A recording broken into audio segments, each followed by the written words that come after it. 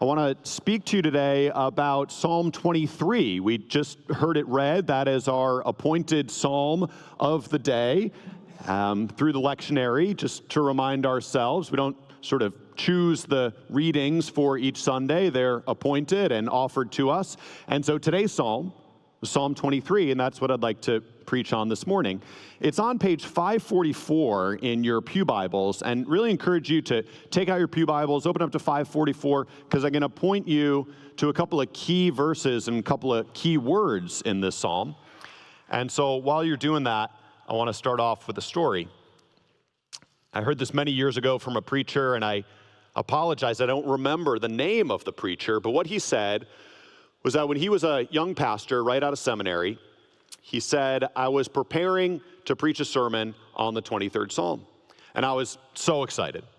So I got my Bible and my commentary, and I headed off to the library. But first, I stopped at the barber shop, and I walked in, sat down in the chair, and said, Barber, I need you to give me a good haircut because I'm going to preach a great sermon this Sunday. The barber said, well, I'll see what I can do, son. And at that moment, another young man came into the shop. And this young man was different. He was upset and agitated and angry. He sat down in the other chair and he said, Barber, I need you to give me a good haircut because I'm about to take matters into my own hands. There are these guys that have been messing with me and my family, and I'm going to take matters into my own hands today. Well, everybody in the shop was trying to get this young man to calm down, who wouldn't do something that he would regret. And at one point, they turned to me, the preacher, and said, Preacher, say something. Help this man out. And sitting there with my Bible and my commentary, I opened my mouth, and no words came out. Again, they said, Pastor, say something. Give this man a word of peace. And again, I tried to speak. No words came out of my mouth. And so finally, the barber himself put down his comb and walked over and stood behind the young man who was so upset and wrapped his arms around him and began to say the words, The Lord is my shepherd. I shall not be in want. He leads me beside still waters. He restores my soul over and over again until the young man had calmed down and was able to leave, and he vowed to do no violence that day. And the preacher said, I was humbled because there I was trying to write a sermon on Psalm 23, and this barber was living a sermon on Psalm 23. So I tell that story to remind us that these words that we're about to study today have power.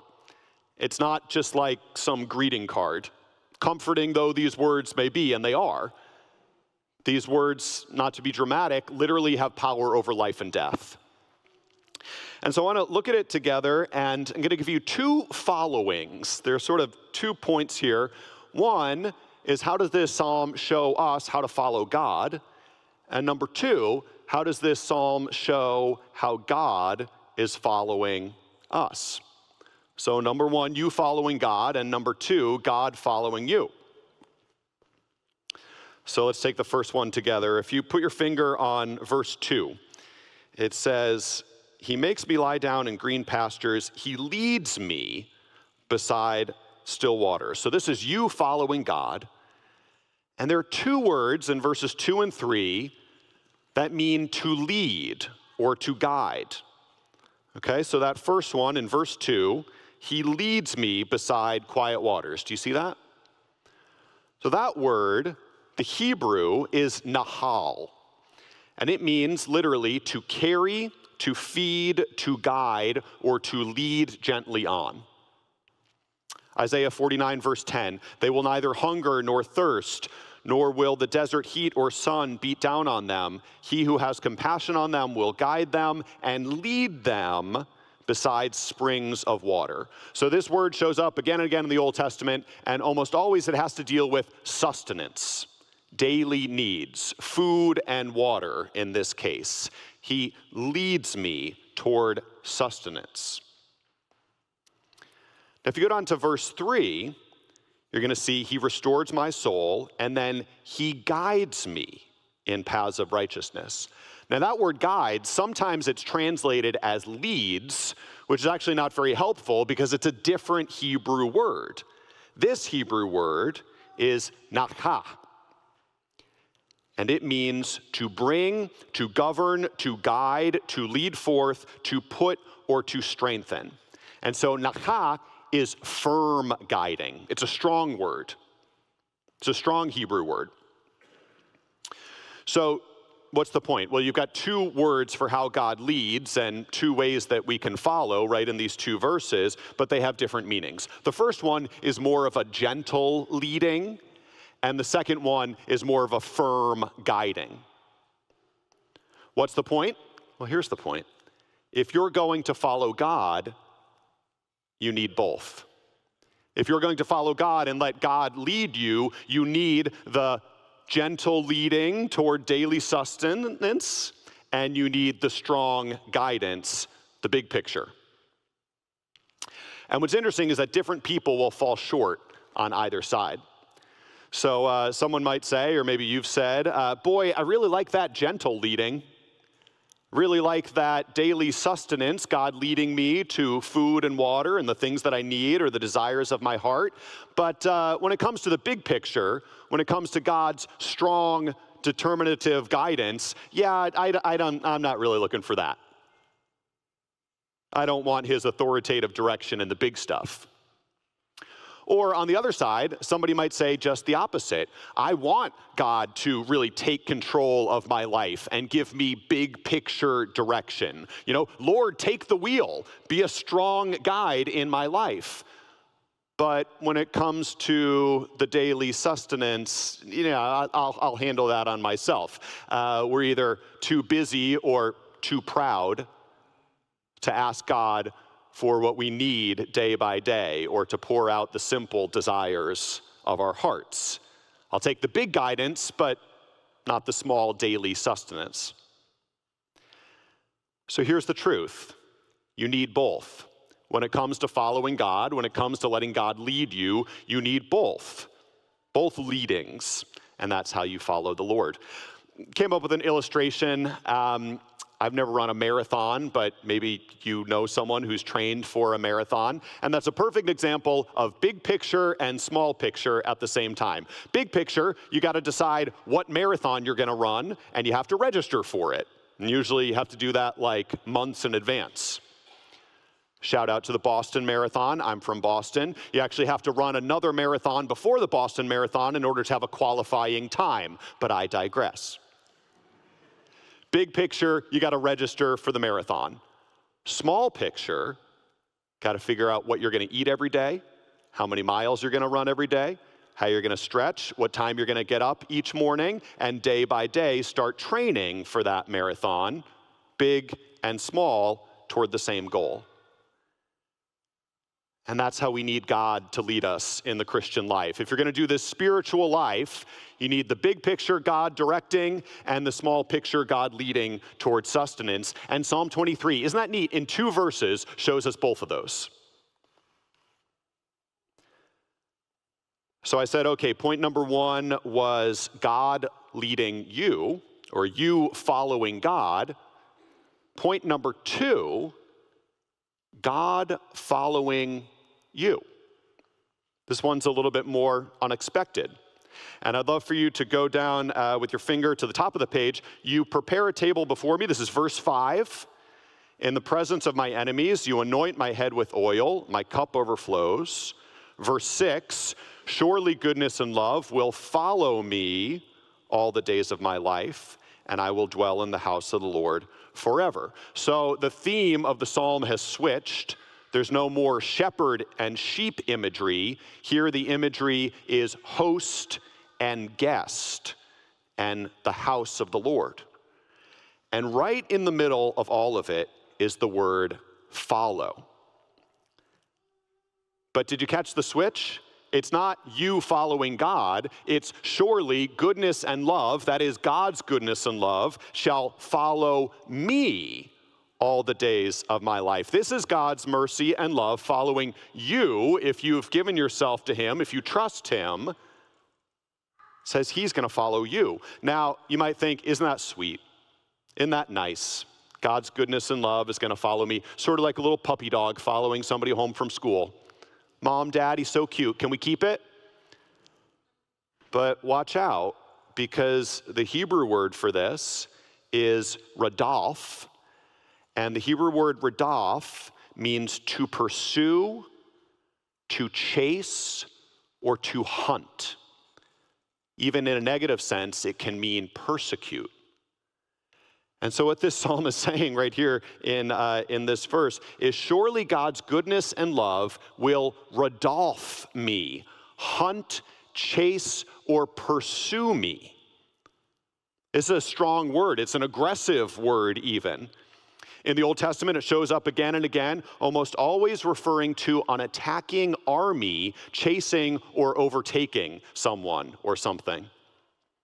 Deuteronomy 1:44, Moses tells the people, remember when the Amorites came out against you, they chased you like a swarm of bees. That word chased, radaf, same word. More famously, in the book of Exodus, when Moses led the Hebrew people out of Egypt, and then, you remember, chariots and Pharaoh's army pursued them up to the edge of the Red Sea, pursued, went after them. That word is radaf, same word, pursue. So, surely your goodness and love will follow me. Again, that's not like a little pet following you home from school. It means surely God's love and mercy and goodness will chase you down, will hunt you down when necessary. And this too is love. It doesn't mean that bad things won't happen. They will. It doesn't mean that you're always going to like the way that God chases you down. You won't. But you will see his goodness and his mercy. I think about Ruth and Naomi in the Bible. If you've never read the book of Ruth, or you haven't read the book of Ruth in a long time, really suggest you take a look. It's the story of Ruth and Naomi who lose everything. Family, death, famine, status, security, they lose everything. They make their way to Bethlehem, try to start a new life, and there's Ruth gleaning in the fields, and Boaz shows up. Well, really, God shows up, and God rewards the faithfulness of Ruth and Naomi. God's goodness and mercy chases them down. Ruth, as you might remember, was the great-grandmother of King David. Now, there's a photo that I came across a few years ago, and we're going to put it on the screen, actually. This photo, I held on to it for a few years. It's from a Billy Graham rally, Billy Graham Festival of Joy in 2022. We don't have it? Oh, sorry, guys. Well, I'll try to describe it for you. There is a picture of two men, and one of them is wearing sunglasses and a bandana on his head. And it takes place in Mongolia. Mongolia is one of the most difficult places that's been to share the gospel in many, many years.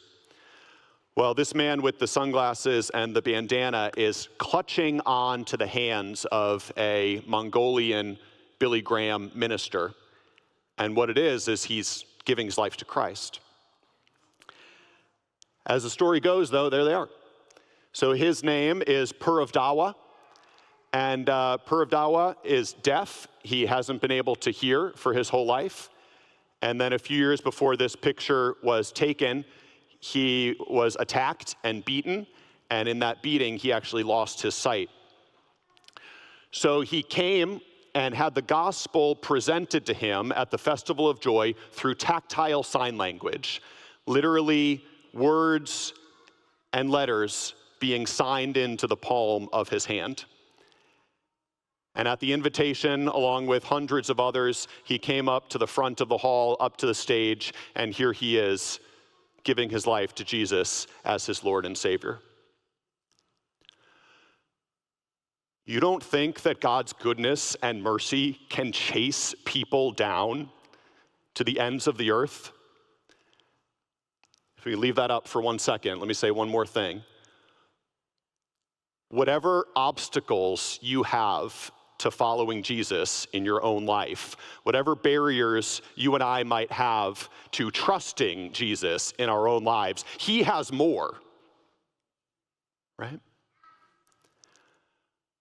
Surely goodness and mercy shall follow me all the days of my life. The Lord is my shepherd. So you say, okay, Psalm 23. Let me bring this in for a landing. Is it me following Jesus or Jesus following me? Yes. Yes. He loves you. He died for you. He rose for you. He's coming back. Follow him, just as his goodness and mercy is following you. Thanks be to God. Amen.